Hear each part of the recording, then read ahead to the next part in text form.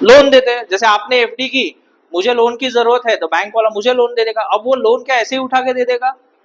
पहले मेरा CIBIL check करेगा कि भाई मैं लोन देने वाला बंदा हूँ या लोन लेके भाग जाने वाला बंदा हूँ। ठीक है, ये सब करके वो पैसा आपका आगे इन्वेस्ट होता है। तो बैंक के बैलेंस शीट में आपको समझ में आता है कि बैंक ने आज 100 रुपए का लोन दिया तो 100 रुपए में से कितना कर्जा डूबा और कितना कर्जा अच्छे लोन पे इन्वेस्ट है। तो अगर बैंक में किसी में कर्जे का रेट, डूबने का रेट अगर एनपीए जिसको बोलते हैं, तो अगर लोन डूबने का रेट 3, 4, 5% से ज्यादा है तो उस बैंक से आपको पैसा क्या करना है, निकाल लेना है। उस बैंक में आपको पैसा नहीं रखना है। ठीक है, तो ये चीजें आपको थोड़ी बहुत मालूम होनी चाहिए जहां पे आपका पैसा सेफ हो सके, क्योंकि पैसा हम लोग 1-2 साल के लिए नहीं रख रहे, हम आगे के 25-30 साल के लिए हम लोग इन्वेस्ट कर रहे हैं। ठीक है, नाउ आगे इसमें चलेंगे। हमारे कंपनी के बारे में मैं आपको बताना चाहूंगा। एनजे वेल्थ इंडिया की largest mutual fund distribution company है। म्यूचुअल फंड के साथ साथ हम बाकी भी प्रोडक्ट्स इन्वेस्टमेंट से करते हैं, जैसे bonds, fix deposits, sovereign gold bonds. तो ये सब चीजें हम लोग करते हैं। हम लोग आज की डेट में जो असेट मैनेज कर रहे हैं वो 2,10,000 करोड़ से भी ज्यादा का असेट हम मैनेज कर रहे हैं, और मोर देन 32 लाख कस्टमर्स के साथ कस्टमर्स का पैसा हम लोग मैनेज कर रहे हैं। तो ऑन एन एवरेज हमारा जो एक कस्टमर है उसका अगर इन्वेस्टमेंट देखेंगे तो 8 से 10 करोड़ के बीच में ये इन्वेस्टमेंट आता है। ये हमारा एक कस्टमर जो है वो 8 से 10 करोड़ का कस्टमर है। ठीक है, सो एनजे वेल्थ ये जो संस्था है इसका शायद आपने कहीं पे टीवी पे ऐड नहीं देखा होगा, कहीं पे इसका एडवर्टाइजमेंट नहीं देखा होगा, न्यूज़पेपर ये, बिकॉज एनजे वेल्थ भी मानता है कि अगर हमारे बिजनेस को हमें चलाना है तो एडवाइजर जरूरी है। तो एनजे वेल्थ भी एडवाइजर के थ्रू ही काम करता है, डायरेक्ट कस्टमर के थ्रू। बाकी जो ऑनलाइन एप्स है जो आपको इन्वेस्टमेंट को गाइड करते हैं वैसे एनजे वेल्थ काम नहीं करता है। एनजे वेल्थ एडवाइजर लेते हैं और वो एडवाइजर जाके क्लाइंट्स को गाइड करते हैं। ठीक है, नेक्स्ट, हर टाइम हम लोग जब पैसा रखते हैं तो दो चीजों में हम लोग हमेशा कंफ्यूज होते हैं, एक होता है सेविंग्स और एक होता है इन्वेस्टमेंट्स। तो सेविंग्स क्या है और इन्वेस्टमेंट्स क्या है? ठीक है, तो ये चीजें ना हम लोग हमेशा गलती कर देते हैं कि भाई मुझे पैसा सेव क्या कहाँ पे करना चाहिए और इन्वेस्ट कहाँ पे करना चाहिए। तो लोग क्या करते हैं, मान लो चलो बच्चे का एजुकेशन का प्लान करना है, मैंने एक 20-25 साल की इंश्योरेंस पॉलिसी ले ली। ठीक है, और मुझे जहां पे 1-2 साल के बाद में मान लो पैसे की जरूरत है, जैसे मान लो मैं 3 साल के बाद में एक घर लेने का सोच रहा हूँ और वहां पे मुझे पैसे की जरूरत है, और वह पैसा उठा के मैंने, क्योंकि मुझे 3 साल के बाद में ज्यादा बड़ा पैसा चाहिए, तो वो पैसा उठा के मैंने शेयर मार्केट में डाल दिया, ताकि मुझे लगता है कि वहां से मुझे 2-3 साल में मेरा पैसा डबल हो जाएगा और मुझे अच्छे रिटर्न आ जाएंगे। अब ये जो है ना, यहाँ पे हम लोग गलती कर देते हैं। अब इंश्योरेंस पॉलिसी लेना कोई इन्वेस्टमेंट नहीं है, यह आपकी सेविंग्स है। और शेयर मार्केट में पैसा डालना ये आपकी सेविंग्स नहीं है, ये आपकी इन्वेस्टमेंट है। तो इन्वेस्टमेंट जब आप करते हो तो इन्वेस्टमेंट हमेशा लॉन्ग टर्म के लिए की जाती है। जैसे अगर आप कोई घर लेते हो, रहने के हिसाब से नहीं, इन्वेस्टमेंट के हिसाब से, तब आप क्या सोचते हो कि ये घर मैं लूंगा और 2-3 साल के बाद बेच दूंगा। तब आप हमेशा लॉन्ग टर्म की सोचते हो कि इन्वेस्टमेंट के लिए आज मैं घर ले रहा हूं तो कल को जाके जब मेरे बच्चे बड़े होंगे तब शायद वो जाके इस घर में रहेंगे, तब उनके लिए ये काम आएगा। तो हम लोग आगे की 10, 15, 20 साल का सोच के वो घर लेते हैं। ठीक है, जब हम गोल्ड लेते हैं घर में, तो क्या हम ऐसा सोचते हैं कि भाई मैं आज गोल्ड लिया कल को भाव बढ़ गया तो मैं बेच दूंगा? बिल्कुल नहीं, बिकॉज हमारे घर में जो गोल्ड लिया जाता है वो किसके लिए लिया जाता है, ताकि मैं आगे की जनरेशन को पास ऑन करूँ। आज जब एक सास अगर अपने गोल्ड के लिए एक्यूमुलेट कर रहे हैं तो वो चाहती है कि मैं अपने बहू को वो गोल्ड पास ऑन करूँ, या आज एक जब माँ अपना गोल्ड जमा कर रही है तब उसका सपना ये नहीं होता है कि वो गोल्ड खुद पहन के समाज में अपना एक ये दिखाए, तो उसका उसके पीछे का रीजन ये होता है कि वो गोल्ड अपने बेटी को शायद वो देगा। तो ये सब चीजें हैं, तो इसी को बोलते हैं वेल्थ क्रिएशन। वेल्थ क्रिएशन हमेशा लॉन्ग टर्म में होता है, शॉर्ट टर्म में नहीं होता है। तो इन्वेस्टमेंट हमेशा लॉन्ग टर्म के लिए सोचना है और सेविंग्स हमेशा शॉर्ट टर्म के लिए सोचना है। जैसे मान लो अभी साल भर के बाद में आपके बच्चे की फी पे करनी हो, या 2-3 महीने बाद में आपका कोई खर्चा हो, या हर महीने आपको खर्चे के लिए पैसा लगता हो, तो ऐसे पैसे आपके सेविंग्स में होने चाहिए जो शॉर्ट टर्म में लगने वाले हैं। शॉर्ट टर्म का पैसा कभी भी इन्वेस्टमेंट में नहीं डालना है। तो सेविंग्स और इन्वेस्टमेंट में हमेशा ये गड़बड़ होती है। सेविंग्स में रिटर्न की अपेक्षा मत रखो। आप इन्वेस्टमेंट से रिटर्न एक्सपेक्ट कर सकते हो, सेविंग्स से रिटर्न्स की अपेक्षा मत करो, क्योंकि सेविंग्स का उद्देश्य ये है, आपने जो भी पैसा रखा है वो पैसा जब आपको चाहिए तब आपको अवेलेबल होना चाहिए। ठीक है, इसके लिए हम लोग सेविंग्स करते हैं। तो जैसे हमने देखा मंथली सेविंग्स, भाई मुझे हर महीने लगने वाला पैसा है, मैं घर में किसी एक गुल्लक में रखता हूँ या मेरे कबर्ड में रखता हूँ, जैसे जैसे मुझे चाहिए उस कैश में से मैं खर्च करता हूँ। ठीक है, कुछ सेविंग्स ऐसी है शॉर्ट टर्म की, जैसे मुझे 1 साल के बाद में पैसा लगने वाला है तो मैं बैंक में एफडी कर देता हूँ। ठीक है, कुछ सेविंग्स ऐसी है लॉन्ग टर्म की, उससे भी 2-3 साल 5 साल के रखने वाला है, तो ट्रेडिशनल इन्वेस्टमेंट जैसे हम लोग पोस्ट ऑफिस या किसी बैंक की एफडी आरडी में पैसा इन्वेस्ट करते हैं। ठीक है, और अभी कुछ सेविंग्स ऐसे है ना, जैसे बहुत सारों से चल रही है बट लोगों को पता नहीं है, दैट इज म्यूचुअल फंड्स। अभी भी म्यूचुअल फंड्स लोगों को पता नहीं है। ठीक है, आधा नॉलेज लेके इनमें लोग इसमें इन्वेस्ट कर रहे हैं। म्यूचुअल फंड कैसे है क्या है अभी भी लोगों को इस ये प्रोडक्ट के बारे में पता नहीं है। अगर आपको लॉन्ग टर्म के लिए इन्वेस्ट करना है तो म्यूचुअल फंड काफी अच्छा प्रोडक्ट है और उसमें आपके रिटर्न्स भी अच्छे बनते हैं। कैसे बनेंगे हम लोग आगे देखेंगे। बट ये सब इन्वेस्टमेंट प्रोडक्ट्स जो है जिसमें सेविंग्स आपको किसके लिए करना है, शॉर्ट टर्म के लिए, और लॉन्ग टर्म का पैसा आपको इन्वेस्ट करना है। तो हमेशा अपने पैसे को पीरियड, आपके जो इन्वेस्टमेंट पीरियड होता है वो हिसाब से आपको डिस्ट्रीब्यूट करना है कि ये पैसा मुझे महीने भर बाद लगने वाला है, ये पैसा मुझे साल दर साल लगने वाला है, ये पैसा मुझे 3 साल के बाद, 5 साल के बाद, 10 साल के बाद। जब ये आप डिस्ट्रीब्यूशन कर लेते हो ना तब आपका इन्वेस्टमेंट प्रॉपर होता है। और अगर ये आपको समझ में नहीं आ रहा है तो फिर एडवाइजर के साथ बैठिए और ये समझने की कोशिश कीजिए कि ये पैसा आपको कौन सा पैसा कब लगने वाला है। ठीक है, तो जैसे हमने देखा अभी कि हम जो ये सब जो कर रहे हैं सेविंग्स इन्वेस्टमेंट, तो किसके लिए कर रहे हैं, तो अपने फाइनेंशियल गोल्स कंप्लीट करने के लिए। ठीक है, बट फाइनेंशियल गोल कंप्लीट करने का एक सिंपल फॉर्मूला है, जबकि सिंपल चीजें ही करने के लिए डिफिकल्ट लगती है लोगों को। चीजें काफी सिंपल होती है बट हम उसको डिफिकल्ट बना देते हैं। तो फॉर्मूला क्या है, एक तो जल्दी शुरुआत करो। ठीक है, दूसरा कंसिस्टेंटली इन्वेस्ट करते रहो जब तक कि आपका फाइनेंशियल गोल कंप्लीट नहीं हो जाता है। ठीक है, और तीसरा सही असेट क्लास में इन्वेस्ट करो। तो सही असेट क्लास में इन्वेस्ट करो का मतलब क्या है वो भी हम देखेंगे। ऐसा असेट क्लास जो आपको अमीर बनाए ना कि गरीब। ठीक है, तो उसमें देखेंगे स्टार्ट अर्ली का क्या इंपॉर्टेंस है, कि जब आप अर्ली स्टार्ट करते हो तो इसका इंपॉर्टेंस क्या है। तो लेट से हम लोग एक रिटायरमेंट प्लानिंग का, यहाँ पे मैं देख रहा हूँ अलग अलग एज ग्रुप के पर्सन है, तो यहाँ पे 45 ईयर्स के एज ग्रुप वाले जितने भी है, मान लो अभी वो सीनियर बंदे हैं जिनका सैलरी ज्यादा है, तो वो महीने का 20,000 रुपया सेव कर रहे हैं अपने रिटायरमेंट के लिए, और उन्होंने आज से सेविंग स्टार्ट करी। क्योंकि 25, 30, 35 साल तक तो वो अपने लोन्स, होम लोन्स, बच्चों के एजुकेशन, इसके ऊपर ही खर्चा कर रहे हैं। कभी अपने रिटायरमेंट के बारे में उन्होंने सोचा ही नहीं। लेकिन 45 एज पे आने के बाद में जब लोन्स क्लोज हो गए, बच्चों का एजुकेशन भी अभी सही तरह से है, तब जाके वो सोचते हैं कि अभी मुझे मेरे रिटायरमेंट के बारे में सोचना है। तो उन्होंने रिटायरमेंट के बारे में सोचना चालू किया और महीने का 20,000 रुपया उसमें इन्वेस्ट कर रहे हैं। तो उनके पास रिटायरमेंट के लिए अभी कितना अवधि बाकी है इन्वेस्टमेंट का, सिर्फ 15 साल। क्योंकि 15 साल के बाद में उनकी रिटायरमेंट एज आ जाएगी, तब उनको एक पैसा चाहिए। और वही उस ऑर्गेनाइजेशन में एक बंदा है जो जस्ट ज्वाइन किया है, जिसकी सैलरी अभी कम है। तो वो क्या किया, उसने क्या सोचा कि मेरे पापा ने तो रिटायरमेंट के लिए काफी अच्छा खासा अमाउंट मिला, ठीक है, तो वैसी अच्छी अमाउंट मेरे रिटायरमेंट के लिए भी मुझे मिलनी चाहिए। तो उस बंदे ने जैसे ही जॉब पे लगा, फर्स्ट डे से अपने रिटायरमेंट के लिए प्लानिंग की, जबकि वो 20,000 से भी आधी अमाउंट सेव कर रहा है, सिर्फ 10,000 रुपये।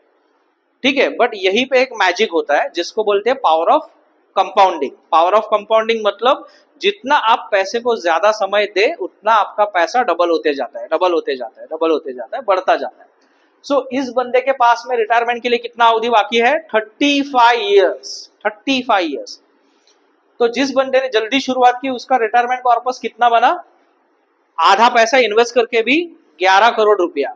और जिस बंदे ने लेट शुरुआत की वो डबल पैसा इन्वेस्ट कर रहा है उससे, तो उनका रिटायरमेंट कॉर्पस कितना बना, सिर्फ 1 करोड़ रुपया। ठीक है, 20 साल के फर्क के हिसाब से, और अमाउंट भी आधा इन्वेस्ट किया है, लेकिन दोनों की रिटायरमेंट में कितने का गैप आ गया, ऑलमोस्ट 8 से 9 करोड़ रुपए का गैप आ गया, सिर्फ लेट शुरुआत करने से। तो इसके लिए आपको क्या करना है, जो भी आपके फाइनेंशियल गोल्स आपने आज डिसाइड किए हैं, तो शुरुआत अभी से करो, दैट इज इंपॉर्टेंट, जल्दी शुरुआत करो। नेक्स्ट, सेम बच्चों के एजुकेशन के लिए जब हम प्लान करते हैं, कि जैसे ही बच्चा होता है आपने उसके एजुकेशन के लिए अगर प्लान कर दिया, जैसे हमने यहाँ पे देखा है कि दोनों पेरेंट्स ठीक है, किसी ने 10,000, दोनों पेरेंट्स सेव कर रहे हैं, बट एक ने स्टार्ट किया जब बच्चा 10 साल का हुआ उसके बाद में, और एक ने स्टार्ट किया जब से बच्चा जैसे ही हो गया वो तब से। तो जिन्होंने लेट स्टार्ट की उनके बच्चे के लिए सिर्फ 20 लाख का कॉर्पस जुटा पाए, और जिन्होंने जल्दी स्टार्ट की अपने बच्चे के लिए 1.5 करोड़ रुपए ऑलमोस्ट जुटा पाए। तो किसका बच्चा अच्छा एजुकेशन लेगा? ऑब्वियसली जिन्होंने अपने बच्चे के एजुकेशन के लिए ज्यादा पैसा जमा किया है उन पेरेंट्स का बच्चा ज्यादा अच्छी तरीके से पढ़ाई कर सकता है, क्योंकि पढ़ाई कराने के लिए पैसे तो इंपॉर्टेंट है। ठीक है, इसके लिए जल्दी शुरुआत करना काफी अच्छा है। तो चलो जल्दी शुरुआत भी कर ली, लेकिन आपने सही असेट क्लास में इन्वेस्ट नहीं किया। तो सही असेट क्लास में इन्वेस्ट करना क्यों जरूरी है, ये कुछ एग्जाम्पल है। ठीक है, तो ये एग्जाम्पल क्या है? गोल्ड का भाव 20 साल पहले क्या था, आज क्या है, कल क्या होगा। पेट्रोल पहले क्या था, आज क्या है, कल क्या होगा। तो ये देखने से क्या समझ में आता है कि जो भी चीजें आज की है वो चीजें क्या होती जा रही है, महंगी होती जा रही है, दाम उनके बढ़ रहे हैं। तो इंडिया, इसको बोलते हैं इन्फ्लेशन, महंगाई। तो ये महंगाई कितने दर से बढ़ रही है? ऑलमोस्ट 7% से हर साल महंगाई बढ़ती है, 60% से। ठीक है, इसका मतलब क्या हो गया कि आज अगर सोचते हो आप कि मेरी रिटायरमेंट 15 साल के बाद है, और आज का 1 लाख रुपया अगर मुझे 15 साल के बाद मिले तो मेरी रिटायरमेंट अच्छी जाएगी। कितना लोग ऐसा सोचते हैं कि आज 1 लाख रुपया एक अगर व्यक्ति को मिल जाए, जो 60 साल के बूढ़े कपल है उनको अगर महीने का 1 लाख रुपया मिल जाए तो वो उनकी रिटायरमेंट एक अच्छी तरीके से हो सकती है। मेड रख सकते हैं, हर 6 महीने में घूमने जा सकते हैं, अपने दवाई का खर्चा उठा सकते हैं। ठीक है, बट वही 1 लाख रुपया आपको 15 साल के बाद मिले, अमाउंट 1 लाख ही मिलेगा, तो क्या तब वो चीजें कंप्लीट हो पाएंगी? क्यों? क्योंकि तब की 1 लाख की वैल्यू कम हो जाएगी। ठीक है, तो उस टाइम आपको ज्यादा पैसा लगने वाला है, तो उसको बोलते हैं इन्फ्लेशन। तो आपको ऐसे प्रोडक्ट में इन्वेस्ट करना है जो इन्फ्लेशन से ज्यादा का रिटर्न दे। ठीक है, नेक्स्ट। सो इन्फ्लेशन से कम रिटर्न देने वाले प्रोडक्ट में अगर आप इन्वेस्ट करते हो तो क्या होगा फाइनेंशियल गोल्स में? ठीक है, जैसे मेरा एक फाइनेंशियल गोल है कि मुझे बुलेट बाइक लेनी है। ठीक है, बुलेट बाइक लेनी है, और जिससे मुझे जो हिमालय का जो रूट है बाइक राइडिंग का वो पूरा मुझे कंप्लीट करना है। That is my financial goals. ठीक है, अब बुलेट की जो कीमत है वो हर साल 10% से बढ़ रही है, और वो बुलेट लेने के लिए मैं जो इन्वेस्टमेंट कर रहा हूँ बैंक आरडी या पोस्ट आरडी, वो 8% रिटर्न दे रही है। ठीक है, तो जब मैं 1 साल के बाद देखूंगा तो मुझे लगेगा यार अब बुलेट लेने के लिए तो 110 रुपया लग रहा है, और मेरी इन्वेस्टमेंट कितना हो गई, 108 रुपया। तो 2 रुपए का गैप आ गया, 2 रुपए मेरे जेब से डालना पड़ेगा। ठीक है, मैंने बोला नहीं, इन्वेस्टमेंट आगे जारी रखते हैं और बाद में बुलेट लेंगे। तो जैसे जैसे समय बीतता गया ये गैप बढ़ता गया, तो एक टाइम ऐसा आ जाएगा कि वो मेरा फाइनेंशियल गैप बढ़ेगा और मैं कभी वो चीज कर ही नहीं पाऊंगा। तो इसके लिए हमेशा इन्फ्लेशन से ज्यादा रिटर्न देने वाले प्रोडक्ट में आपको इन्वेस्ट करना है। बट उस टाइम पे हमें क्या देखना है, तो ये सारी चीजें हम लोग देखते हैं जब हम कोई इन्वेस्टमेंट करते हैं। तो वो चीजें क्या है, पहले तो रिटर्न्स कितने आएंगे। तो मैंने जैसे बोला इन्फ्लेशन से एटलीस्ट थोड़ा रिटर्न आना चाहिए ज्यादा। तो इन्फ्लेशन 60% है तो और मैं 8% कमा रहा हूं तो मुझे प्लस में कमा रहा हूं, लेकिन मैं 6% पे इन्वेस्ट कर रहा हूं तो मैं सेविंग करके भी मैं निगेटिव में जा रहा हूं। ठीक है, रिस्क या वोलाटिलिटी। रिस्क या वोलाटिलिटी मतलब मैं जहां पे पैसा इन्वेस्ट कर रहा हूं उसमें रिस्क कितना है। वोलाटिलिटी मतलब पैसे कम ज्यादा होने का रेट क्या है। ठीक है, हम लोग गोल्ड गोल्ड लेते हैं सब लोग। ठीक है, 1 ग्राम या कोई जैसे चाहे, तो गोल्ड में इन्वेस्ट करते हैं। आज आपने गोल्ड लिया, क्या गोल्ड का भाव कल सेम होने वाला है? या तो बढ़ेगा या तो कम भी हो सकता है। उसको बोलते हैं वोलाटिलिटी, भाव का ऊपर नीचे होना, उसको बोलते हैं वोलाटिलिटी। रिस्क किसको बोलते हैं कि मैंने जहां पे पैसा इन्वेस्ट किया वो कोई पैसा ही पूरा मेरा डूब गया। ठीक है, तो ऐसे नहीं होना चाहिए, जिसको बोलते हैं सेफ्टी ऑफ कैपिटल, कि जहां पे आप इन्वेस्टमेंट कर रहे हो वो इन्वेस्टमेंट आपका डूबना नहीं चाहिए। लिक्विडिटी, जब मुझे वो पैसा चाहिए तब मुझे वो मिलना चाहिए। अगर मैंने 10 साल के बाद में मेरा एक गोल रखा है तो 10वें साल में मुझे वो पैसा मिलना चाहिए। वहां पे ऐसा नहीं होना चाहिए कि भाई 10वें साल में नहीं, अब तो हम 12वें साल में आओ तभी देंगे पैसा। ठीक है, तो लिक्विडिटी इंपॉर्टेंट है एंड टैक्स एफिशिएंट। ठीक है, सब लोग एफडी करते हैं। ठीक है, एफडी में टैक्स कितना है पता है? कितना टैक्स है एफडी में? जो भी आपका इनकम स्लैब है उतना एफडी में टैक्स है।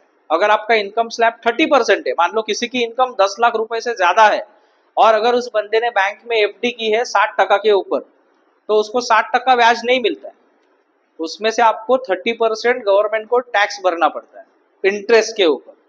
तो 60% में अगर आपने 30% टैक्स भरा तो आप एफडी में नेट कितना कमा रहे हो? 2 रुपया 10 पैसा तो टैक्स में ही गया। ठीक है, तो आप इन्फ्लेशन से काफी कम कमा रहे हो अगर आप एफडी में पैसा इन्वेस्ट कर रहे हो।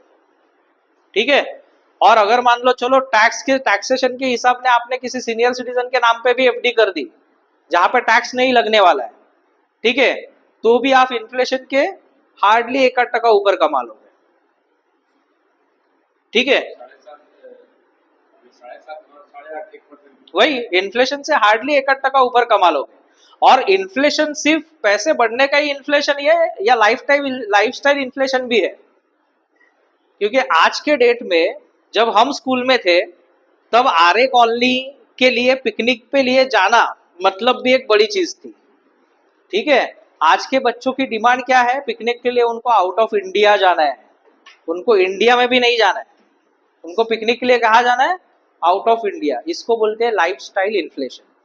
ठीक है, पहले, जबकि मैं भी इसी एरिया से बिलोंग्स करता हूँ, अभी तो नवी मुंबई रहता हूँ, बट मैं भी इसी एरिया से बिलोंग्स करता हूँ। पहले हमें याद था जब रामायण या महाभारत चालू होता था या पुरानी अगर सीरियल किसी को याद है, जायंट रोबोट जब एक सीरियल आती थी तो पूरे चौल में एक टीवी रहता था, किसी के पास कलर टीवी, जहां पे सब लोग जाके वो कलर टीवी देखते थे। ठीक है, आज की सिचुएशन क्या है? कंपलसरी एक कलर टीवी तो चाहिए। 2 BHK है तो एक टीवी बेडरूम में भी होगा, एक टीवी हॉल में भी होगा। सबसे बढ़िया एग्जांपल टेलीफोन। पहले एमटीएनएल की एक आध लाइन रहती थी किसी घर में, तो बेचारे जिनके घर में टेलीफोन होता था उनको बार बार बुलाने पड़ना पड़ता था अपने पड़ोसियों की, भाई आपका फोन आया है। ठीक है, आज एक एक घर में कितने मोबाइल्स है? तो ये होता है लाइफस्टाइल इन्फ्लेशन। तो इन्फ्लेशन सिर्फ ये नहीं है, आप सोचो कि जो महंगाई है, इन्फ्लेशन ये भी है कि आपका लाइफस्टाइल कैसे चेंज हो रहा है। तो ये काफी बड़ा इन्फ्लेशन है और ये इन्फ्लेशन काफी ज्यादा रेट से बढ़ रहा है। तो उसके लिए अगर आपने सही प्रोडक्ट में इन्वेस्ट नहीं किया तो आप ये इसको जो है ना, मतलब आप बीट नहीं कर पाओगे इसको। ठीक है, तो ये इंडियंस जो है ज्यादातर इसी सभी प्रोडक्ट्स में इन्वेस्ट करते हैं, जबकि इक्विटी म्यूचुअल फंड्स जो हमने लास्ट में दिखाया है यहाँ पे हमने टैक्स फ्री लिखा है। 12% से 15% टैक्स फ्री आप ले सकते हो। टैक्स फ्री कैसे ले सकते हो हम देखेंगे, बट ये आप इक्विटी म्यूचुअल फंड में ले सकते हो। और ये रिटर्न्स जो हमने दिखाया है ये कम से कम रिटर्न्स दिखाया है, कम से कम, जबकि इससे ज्यादा रिटर्न्स भी आ सकते हैं। बट हम लोग इसी सब चीजों में इन्वेस्ट करते हैं। तो bank FD, real estate, gold, PPF and mutual fund SIP, ये सब में कंपैरिजन क्या है? बैंक एफडी लिक्विडिटी है, जब चाहे आप तोड़ सकते हो, खाली इंटरेस्ट का थोड़ा नुकसान होता है। पैसा सेफ है, पैसा सेफ रहेगा। ठीक है, बट रेट ऑफ रिटर्न क्या है? कम है, बिकॉज टैक्स जाएगा तो मैं इन्फ्लेशन से कम कमा रहा हूँ। रियल एस्टेट, किसी को रियल एस्टेट में इन्वेस्ट करना है आज की डेट में नवी मुंबई में, अगर मैं मान लो जैसे पनवेल जैसे एरिया में मैंने 50 लाख का 1 BHK लिया, क्योंकि आज 50 लाख में 1 BHK उधर ही मिल सकता है, मुंबई में तो नहीं मिलेगा। ठीक है, आज मुंबई में 2 BHK का price is around 4 crore rupees starting. हमने कल ही एक जाके प्रोजेक्ट देख के आए जो परेल में बन रहा है, 4 करोड़ रुपए का 2 BHK है। ठीक है, तो अगर वो 4 करोड़ रुपए का 2 BHK मान लो मैंने पूरा पैसा डाल के आज ले भी लिया, वहां पे इंटरेस्ट कितना मिलेगा? महीने का 2 लाख रुपया। साल का कितना इंटरेस्ट हो गया? तो मैं कितना कमा रहा हूं? 4 करोड़ पे 24 लाख मतलब 6%। तो इससे अच्छा तो मैं 2 करोड़ की एफडी कर लू, रियल इंटरेस्ट क्यों लू, रियल एस्टेट क्यों लू? ठीक है, सो रियल एस्टेट में लिक्विडिटी नहीं होता है। ठीक है, तो रियल एस्टेट में लिक्विडिटी नहीं होता है, इसका सिंपल एग्जांपल है कि आज किसी के 2-3 जगह है, फ्लैट्स है, घर है, और कुछ मेडिकल इमरजेंसी आई, हमने देखा है कि वो बंदा लॉस में भी अपनी प्रॉपर्टी बेचने के लिए रेडी है, क्योंकि आज मेरी इमरजेंसी आई है, मेडिकल इमरजेंसी, भले 50 लाख का फ्लैट है, ऑपरेशन के लिए खर्चा 10 लाख का है, लेकिन 50 लाख का फ्लैट 10 लाख लॉस में बचना पड़ता है। ये आज की सिचुएशन है रियल एस्टेट की। ठीक है, तो ये सब चीजें आपको सोचना पड़ता है। हाई मेंटेनेंस का खर्चा है रियल एस्टेट में। गोल्ड, हम नहीं कहते कि आप गोल्ड मत लो, बट पूरा इन्वेस्टमेंट भी गोल्ड में मत रखो। गोल्ड एक ऐसा असेट है जो वॉर लाइक सिचुएशन में भी आपको पैसा खड़ा करके दे सकता है, तो आपके पास गोल्ड होना चाहिए। कितना होना चाहिए? ओवरऑल आपका जो भी एसेट है, इन्वेस्टमेंट है, उसका एटलीस्ट 10 से 15% आपके पास गोल्ड होना चाहिए। ठीक है, क्योंकि गोल्ड कभी भी आपको लिक्विडिटी देता है और गोल्ड हमेशा इन्फ्लेशन से ज्यादा का रिटर्न देता है। ये एक ही एसेट ऐसा है जो आपको इन्फ्लेशन से ज्यादा का रिटर्न देता है। कितना देता है? तो गोल्ड का रिटर्न अगर पिछले 30-40 साल का निकालेंगे तो एक 9-10% के करीब गोल्ड का रिटर्न है। ठीक है, और अगर आपको टैक्स फ्री रिटर्न चाहिए गोल्ड में, तो उसके लिए कन्हैया लाल जी के पास एक काफी अच्छा प्रोडक्ट है जिसको बोलते हैं सोवरियन गोल्ड बॉन्ड। काफी अच्छा प्रोडक्ट है, टैक्स फ्री मिलेगा। ठीक है, खाली वो गोल्ड आप पहन के किसी को दिखा नहीं सकते, वही एक डिसएडवांटेज है। ठीक है, लेकिन सिक्योरिटी पूरा, क्योंकि गवर्नमेंट की गारंटी है। सोवरियन बॉन्ड मतलब गवर्नमेंट का बॉन्ड है। ठीक है, डिस्काउंटेड रेट में मिलता है। आज अगर गोल्ड का भाव मार्केट में एक तोला का 72,000 या 73,000 है, तो वो आपको उससे कम में मिल जाएगा। उसको बोलते हैं पेपर गोल्ड। 7 साल तक उसमें पैसा लॉक इन रहता है। 7 साल के बाद जब भी पैसा मिलेगा, जो गोल्ड का भाव है 7 साल के बाद का, वो रेट से पैसा मिलेगा और टैक्स फ्री मिलेगा, क्योंकि आपने वो पैसा 7 साल लॉक इन में रखा। तो ये गवर्नमेंट के बॉन्ड्स है, किसी को लेना हो तो कन्हैया जी से संपर्क कर सकते हैं। तो गोल्ड लेना है तो फिजिकल मत लो, हम बोलेंगे इस तरीके का गोल्ड लो, इलेक्ट्रॉनिक गोल्ड, जो चोरी होने का डर नहीं है।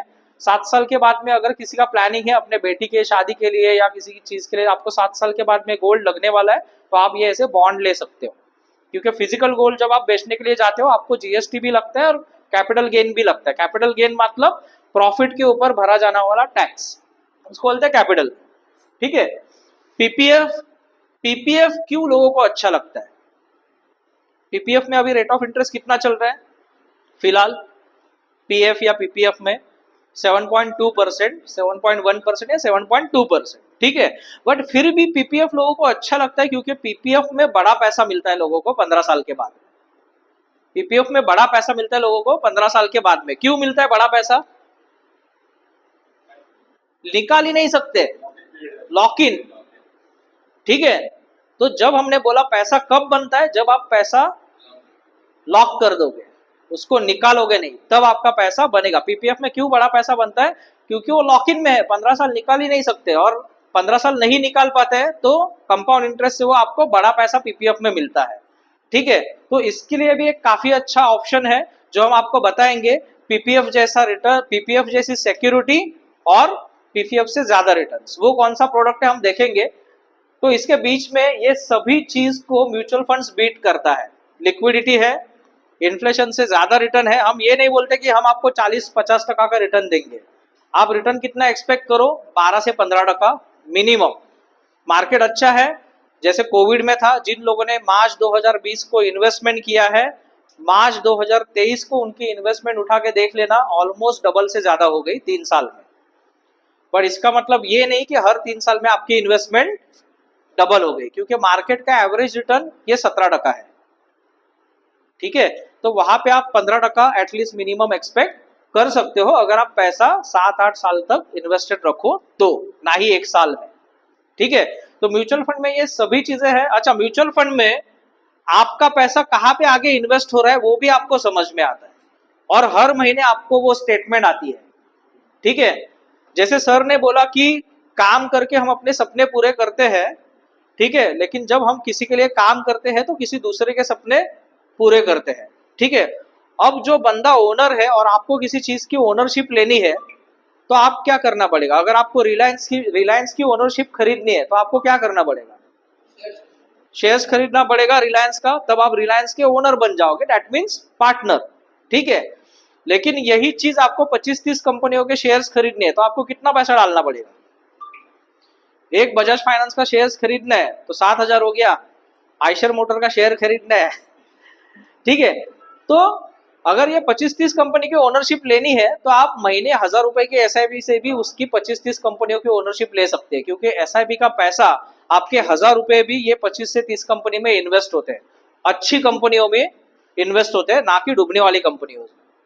ठीक है, तो इसके लिए ये ट्रांसपेरेंट है कि आपका पैसा आगे कहाँ पे इन्वेस्ट होता है, वो भी आपको समझ में आता है कि आज ये महीने आपका 1,000 रुपया गया तो वह 1,000 रुपये में से रिलायंस में कितना गया, इन्फोसिस में कितना गया, एलएनटी में कितना गया, बाकी सब चीजों में कितना गया, वो आपको समझ में आता है। इसका है ये इन्वेस्टर से पैसा जमा करता है, एक pool of money fund manager बना लेता है, फिर फंड मैनेजर उस पैसे को अलग अलग सिक्योरिटीज में इन्वेस्ट करता है, जैसे shares, government bonds, company fix deposits, ऐसे इन्वेस्ट करता है। म्यूचुअल फंड रियल एस्टेट में इन्वेस्ट नहीं करता है, ठीक है, और म्यूचुअल फंड में ट्रेडिंग भी नहीं की जाती है, ये पैसा लॉन्ग टर्म के लिए इन्वेस्ट होता है। अगर वो कोई शेयर खरीदेंगे तो इस हिसाब से खरीदेंगे जहां पे आगे के 5-7 साल से वो शेयर्स अच्छा रिटर्न देने वाला है। तो इसके लिए आपका व्यू भी उस स्कीम में कितना होना चाहिए कि मैं आगे के 5 या 7 साल तक उसमें इन्वेस्टेड रखूं पैसा, तब जाके आपका पैसा बनेगा।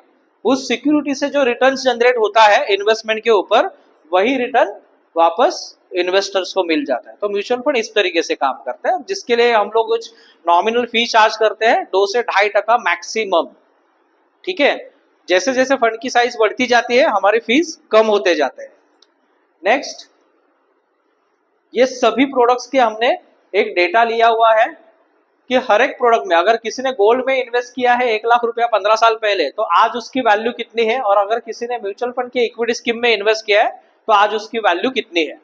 तो ऑलमोस्ट म्यूचुअल फंड में आपको लॉन्ग टर्म में ज्यादा रिटर्न आता है, क्योंकि उसमें आपको एक्सपर्टीज एडवाइस मिलती है फंड मैनेजर्स की। नेक्स्ट, ये तो हो गया राइट एसेट क्लास कि म्यूचुअल फंड में आप इन्वेस्ट करोगे तो इन्फ्लेशन से ज्यादा रिटर्न मिलेगा और अच्छे रिटर्न्स मिलेंगे। लेकिन मैंने जल्दी शुरुआत की, म्यूचुअल फंड में मैं इन्वेस्ट भी कर रहा हूं लेकिन रेगुलरली इन्वेस्ट नहीं कर रहा हूं। मेरा एक गोल है कि 10 साल के बाद में मुझे हर महीने 10,000 रुपया इन्वेस्ट करना है, और अगर उसमें से एक महीने का भी वो 10,000 रुपया मिस कर गया ना, तो आपके गोल में लाखों का डिफरेंस आ जाएगा, आपके फाइनेंशियल गोल में लाखों रुपए का डिफरेंस आ जाएगा। तो इसके लिए सेव रेगुलरली करना काफी इंपॉर्टेंट है। तो आपकी एसआईपी का एक भी इंस्टॉलमेंट बाउंस मत कीजिए, क्योंकि एक इंस्टॉलमेंट बाउंस करना मतलब आपका गोल में आप लाख रुपए का नुकसान कर दोगे। अगर रूल ऑफ 72 के हिसाब से देखेंगे तो आप जोड़ लो कि अगर आपका 25 साल का गोल है और अब ये अगर आपकी 10,000 की एसआईपी चल रही है, तो रूल ऑफ 72 बोलता है कि 15% रिटर्न अगर मैं बोलता हूं तो 5 साल में पैसा डबल होता है। तो अगर आपने एक 10,000 की एक मंथली इंस्टॉलमेंट आपकी छूट गई, तो 25 साल में आपको कितने का लॉस होगा। तो 10 का 20, 5 साल में 10 साल में 40,000, 15 साल में 80,000, 20 साल में 1,60,000, 25 साल में 3,20,000 का आप एक 10,000 की इंस्टॉलमेंट अगर छूट गई तो आप 3-3.5 लाख का खुद का नुकसान कर लोगे। तो सेव रेगुलरली काफी इंपॉर्टेंट है। एसआईपी कैसे वर्क करती है, सबको लगता है ना कि भाई मार्केट जब ऊपर हो तभी एसआईपी होगी तो मुझे प्रॉफिट होगा, ठीक है। कितने लोगों को ऐसा लगता है कि मार्केट ऊपर होगा तो मुझे प्रॉफिट होगा एसआईपी में, ठीक है। जबकि सिचुएशन ये है कि आप अगर गिरते मार्केट में एसआईपी करोगे ना, तब आपको ज्यादा बेनिफिट होगा। अगर कोई बंदा 10 साल तक एसआईपी करता है और 10 साल से अगर 8 साल भी उसको मार्केट कम मिला ना, तो मैं बोलता हूं कि वो बंदा मतलब एकदम क्या बोलते हैं, उसका भाग्य एकदम अच्छा ही है। जबकि ऐसा सिचुएशन कभी आता नहीं है, लेकिन हर 4 या 5 साल में आपको एक डाउनफॉल मार्केट में मिलेगा। ये मार्केट का साइकिल है, हर 4 या 5 साल में एक डाउनफॉल मार्केट का मिलेगा, एक मार्केट का साइकिल है। जैसे मान लो किसी ने अगर 2020 में पैसा इन्वेस्ट नहीं किया था, जब कोविड ने अच्छे रिटर्न बना के दिए थे, और कोविड के बाद जो रिटर्न आए वो देख के किसी ने 2022 में एसआईपी स्टार्ट की, तो उसको 2023 के एंड तक 2 साल तक कुछ रिटर्न दिखा ही नहीं, हार्डली 2 या 3% रिटर्न दिखा। और जैसे ही 2023 से आगे थोड़ा थोड़ा मार्केट भागने लगा, एक ही साल में मार्केट ने 40% रिटर्न बना दिया। तो जो 2 साल का पूरा एवरेज था ना, वो एक ही साल में निकल गया, ठीक है। तो इसके लिए आपको क्या करना है, बने रहना है। जब मार्केट गिरता है तब आप वो एसआईपी में टॉपअप करो। कोई 10,000 का एसआईपी कर रहा है तो उसमें जो भी अमाउंट आपके पास अवेलेबल हो टॉपअप करो, या किसी ने लमसम डाला है, किसी ने 10 लाख रुपया लमसम डाला, ठीक है। लेटेस्ट एग्जांपल लेते हैं, किसी ने अगर लेट से 2-3 जून को पैसा डाला मार्केट में, इलेक्शन रिजल्ट्स के एक दिन पहले अगर आपने पैसा डाला, तो आपने कहां पे डाला पैसा, हायर लेवल पे डाला, ठीक है। 4 जून को क्या हुआ, मार्केट कितने पॉइंट से, 7,000 पॉइंट से, ठीक है, तो नीचे गिरा। अब वो बंदा दूसरे दिन आपको फोन करेगा, कन्हैया जी को फोन करे, यार कन्हैया जी आपने तो डुबो दिया, मेरा 10 लाख का तो पूरा 70,000 माइनस हो गया, अब मैं क्या करूं। कन्हैया जी बोलेंगे, भाई आपने लॉन्ग टर्म के लिए पैसा डाला है, 5 साल 6 साल के हिसाब से डाला है, तो ये चीज के लिए ध्यान मत दो, ठीक है, निश्चिंत रहो, कोई नया मूवी लगा है तो देख लो, बाकी कुछ मत सोचो, ठीक है? क्योंकि पैसा आपको कल नहीं चाहिए, आपको पैसा कब चाहिए? 5 साल बाद, 6 साल बाद, जो भी आपका गोल है, ठीक है? और वो बंदा कन्हैया जी की बात सुन के चुप बैठ गया, 2 दिन के बाद क्या हुआ? फिर ऊपर। अब कन्हैया जी उनको फोन करते, सर निकालना है पैसा। ये हमारे साथ रोज होता है। तो मार्केट में टिके रहना है, और जब भी आपको दिखे कि आपने प्रिंसिपल अमाउंट से आपका पैसा थोड़ा कम हो गया है, तो जितना कम हो गया है ना उतना ही आप इन्वेस्ट करो। उससे क्या होगा आपको, जब बारिश के पहले हम लोग क्या करते हैं, हमारा नॉर्मल टेंडेंसी है, बारिश के बाद में किसके भाव जनरली घर की चीजों के बढ़ जाते हैं? प्याज के, ठीक है? तो हम लोग क्या करते हैं, जब भाव कम है तो क्या करते हैं? 25 किलो 50 किलो लेके रख देते हैं, ठीक है? तो जब म्यूचुअल फंड के यूनिट का भाव कम होता है तब आपको भर भर के खरीदना चाहिए, ना कि बेचना चाहिए। क्योंकि मार्केट गिरता किसके लिए है? बढ़ने के लिए। हमेशा मार्केट गिरता किसके लिए? बढ़ने के लिए। जब भी मार्केट गिरता है वो उसका प्रीवियस हाई तोड़ के ही ऊपर जाता है। ये हम आपको स्टडी में इन डिटेल दिखा सकते हैं, ठीक है? तो ये एक एग्जांपल है एसआईपी इन्वेस्टर का, जहां पे कहां पे एसआईपी इन्वेस्टर पैनिक होता है और हमको कॉल करता है, कन्हैया जी 10% रिटर्न्स, 5वें साल 25% रिटर्न, ठीक है? 10वें साल 27% रिटर्न। तो इसके लिए हम लोग बोलते हैं कि जब भी आपको एसआईपी करनी है, क्यों लॉन्ग टर्म के लिए करनी है? क्योंकि ये लाइफ साइकिल हर एक एसआईपी इन्वेस्टर की लाइफ में आती है, हर एक एसआईपी की।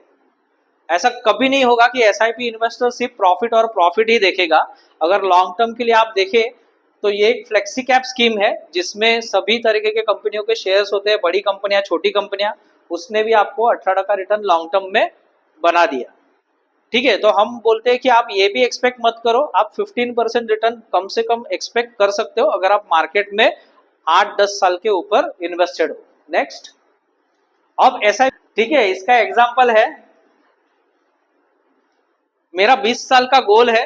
कन्हैया जी मुझे आज मिले कि अमित भाई आपको 20 साल के बाद में रिटायरमेंट का आपका प्लान है, ठीक है? तो आप अभी से एसआईपी चालू कर लो। मैं बोला कन्हैया जी यार बीबी के साथ में सिंगापुर का प्लान बनाया है, तो ये साल तो शायद नहीं हो पाएगा, अगले साल करते हैं स्टार्ट, ठीक है? तो 1 साल का मेरा गैप हो गया, मैंने 1 साल के बाद में चालू किया मेरा एसआईपी। तो मेरा इन्वेस्टमेंट कितने साल तक हुआ? 19 साल तक। रिटायरमेंट ट्रिप खाली 1 लाख की थी, ठीक है? तो ये डिफरेंस है।